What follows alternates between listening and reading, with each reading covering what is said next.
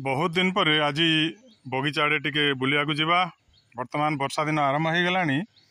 छतुर समय बगीचार विभिन्न स्थान में छतु होता है। एटी छतु छतु तो भर्ती होती जो देखिले एपटे सेपटे से छतु भर्ती होकर अच्छी। ये छोटिया मोटिया कढ़ रही छतु मते खाइबा बहुत भल लगे। ये कढ़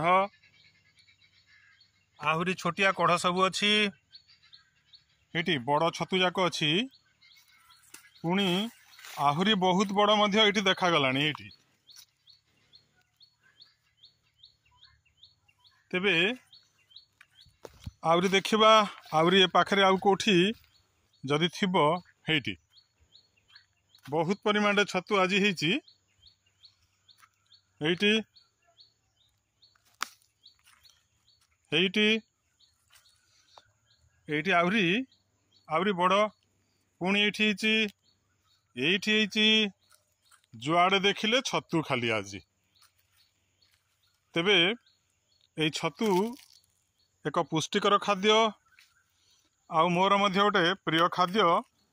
कहीं चिकेन मटन एगुड़ा सब मते पसंद लगेनि, मु एगुड़ा खाएनी। तेणु ता बदल रे छतु खाइबापी भारी पसंद।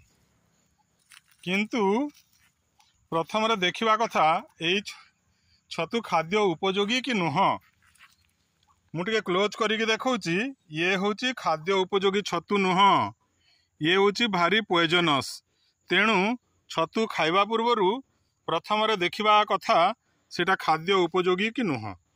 विभिन्न प्रजातिर छतु मध्यरे एगुड़ाक खाद्य उपयोगी नुह।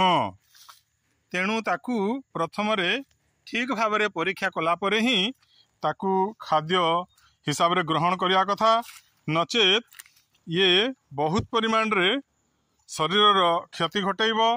एगुड़ाक होची विषाक्त छतु।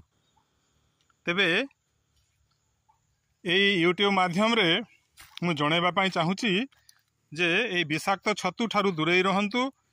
संपूर्ण भाव में छतुटी खाइबा उपयोगी कि नुह जानिला परे ही व्यवहार करंतु, नचेत असुविधा रे पड़िबा को पड़ी पारे। धन्यवाद।